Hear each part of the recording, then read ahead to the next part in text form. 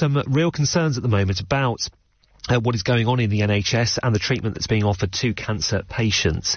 It seems that artificial intelligence might be useful in helping clearing some of the backlog that is currently in the NHS at the moment. Let's speak to Neil Daly, who is the Chief Executive of Skin Analytics. Thank you very much for joining us here on LBC News this afternoon.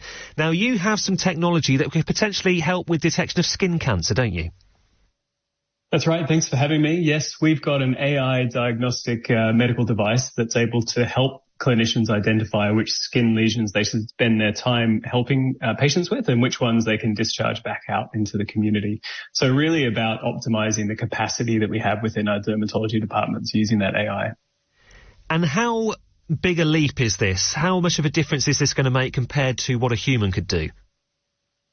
Well, I think the fact of the matter is that we don't have enough humans, and that's not a problem that we can solve quickly. I think that typically you've got an increasing incidence of skin cancers, and so that's creating a huge demand on our health services. And on top of that, to find cancer, you tend to have to screen a lot of healthy patients or assess a lot of healthy patients. And so in reality, this is where artificial intelligence has an excellent opportunity to play a great role here. And by helping take the haystack and effectively make that haystack so much smaller, we can make those dermatology teams more effective. And to give you some numbers around that, one of our deployments was able to avoid about 64% of their face-to-face appointments using AI and teledermatology together. So that really gave them a lot more capacity to see more people. We've been hearing a lot about AI just recently, and a lot of people concerned about the impact this is going to have on society. How do you feel about it all? Well, I think we should distinguish between the general AI learning models that we've heard a lot about in the last little while and more targeted specific solutions like what we've built. We have an AI that does a very, very specific job, and it does it very, very well, but it's only ever able to do that job, and it's completely controlled as a medical device by us and how we release it with our partners. And so I think that technology like what we have has the opportunity to really redesign the way we deliver care and overcome a lot of the challenges that we're facing with the health system now. I think we have a bigger problem or opportunity to assess with how you can use these more general AIs, but I also think they're not just around the corner. I think there's a bit of time left before they start becoming something that we're using day to day. Is this technology potentially going to be useful in detecting other cancers, other conditions? Well, I think from our perspective, we're starting with skin cancer, and then we'd like to move into the wider dermatology field. And, you know, I think dermatology is a huge area. About 1 in 5 GP appointments is to do with the skin. And so our next natural move is into a range of other skin conditions. But we have built a lot of expertise over the last 10 years in creating these medical devices from artificial intelligence. So we're starting to explore what other fields that we might be able to apply and help the health system out. Neil Daly from Skin Analytics, thank you very much for coming on to tell us about Deep Ensemble for the Recognition of Malignancy, DERM. Thank you. This is LBC News. 4:48 right now. Detectives have formally identified a body that was found in a field in Nottinghamshire. The remains of Alfred Swinscoe were discovered in Sutton in Ashfield in April, almost 60 years after he was reported missing. Luke Shanahan has more details for LBC News. Alfred was last seen in the Pinxton Miners' Arms in Derbyshire in 1967, a disappearance that, until now, was never solved. Police launched a murder investigation after his remains were dug up by a member of the public 6 weeks ago. Assistant Chief Constable Rob Griffin told us he can't imagine how distressing the 56-year wait for answers must have been for Alfred's loved ones. Some of Alfred's family are still alive. Others have died not knowing what happened to him. Because all we know and all they know is that back in 1967, Alfred went out one night and never came home.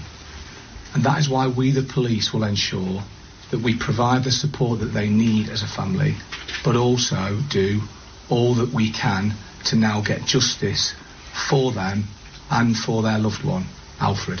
The identification came after Alfred's grandson, Russell Lowbridge, saw the police appeal and got in touch. He gave a statement on behalf of the family earlier. His disappearance tormented my Uncle Gary his whole life. He went to his grave never knowing what had happened to his dad.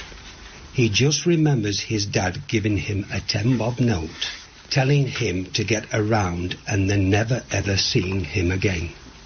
It completely broke him, never knowing what had happened to his dad. It has also broken my mum, Julie Swinscoe, who sits here beside me. She is now 82 and does not want to leave this earth, never knowing why her dad was taken away from her so brutally. Police have renewed their appeal for any information around Alfred's disappearance, death and burial. They say they're using all the expertise and resources unavailable back in 1967 and that they're treating Alfred's death as seriously as they would any murder committed now. Luke Shanahan reporting now. This is LBC News. Let's turn our attention to sport right now. It was a big night for West Ham last night, weren't they? Winning the Europa Conference League. The team have left their hotel in Prague. They are heading home, and there is set to be an open-top bus parade later this evening for West Ham fans to celebrate. And one famous West Ham fan has been celebrating. The one and only Chesney Hawkes was joined by 25,000 other West Ham fans in Prague last night, celebrating their win. Jared Bowen scoring in the 90th minute, of course, to secure that 2-1 win over Italian side Fiorentina. It's the Hammers' first major trophy since winning the FA Cup in 1980. Chesney performed at half-time, combining his love for music and his club.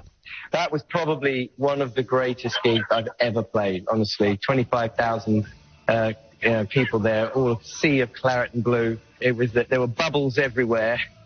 The thing is about West Ham is we're not used to winning trophies, certainly this generation, you know. So for us, we're all the West Ham fans around that we're meeting around the streets of Prague.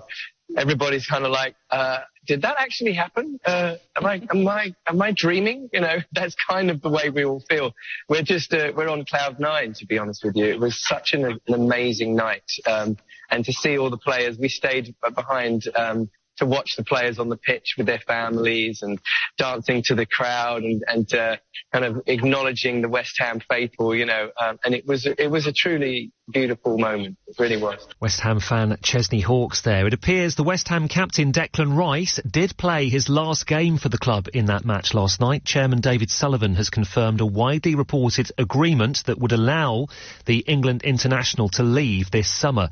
His teammate and fellow midfielder Thomas Souček told Sky Sports News it would be sad to see him head elsewhere. He is great, great character on and off the pitch. He showed the quality. He's leader. I'm happy that he left the trophy, and the future, it's up to him where he wants to go, if he wants to go. Fiorentina have called on UEFA to set an example after their captain was hit on the head by a plastic cup in that defeat to West Ham. Cristiano Baraghi needed stitches after it was thrown from the crowd in the first half. The Italian club says it strongly condemns the unacceptable behaviour. Let's get the rest of the sports headlines tonight with Harry Briggs. Liverpool have confirmed the signing of Argentina's World Cup winning midfielder Alexis McAllister from Brighton. It's understood the fee is in the region of £35 million and his contract will run until 2028.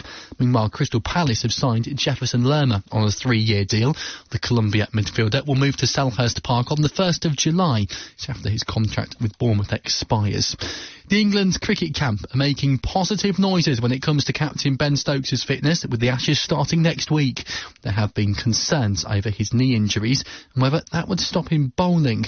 But vice skipper Ollie Pope says it's looking good that they'll have the all-rounder available. His plan's definitely to bowl, and so fingers crossed he can sort of pull through the next week and start really getting his loads up for Edgbaston, and all being well, yeah, I'm sure he'll be using himself as a key role in that attack. And Australia's star batsman Steve Smith is warming up nicely to face England next week. He was finally out for 121 in the first innings of his team's World Test Championship final against India at the Oval. We're also keeping an eye on action at the French Open tennis this afternoon. The world number 2 Aryna Sabalenka is playing her semi-final against Karolina Muchova of the Czech Republic, and the Czech actually took the first set on a tie break. Sabalenka winning the second. The match finely poised right now in the third set. I said it was finely poised. However, Aryna Sabalenka has just broken Karolina Muchova, so the world number 2 looks now to be on course to setting up a final against either Iga Świątek or Beatrice Hadjiviątek or Beatrice Hadjiviątek or Beatrice Hadjiviątek or Beatrice Hadjiviątek or Beatrice Hadjiviątek or Beatrice Hadjiviątek.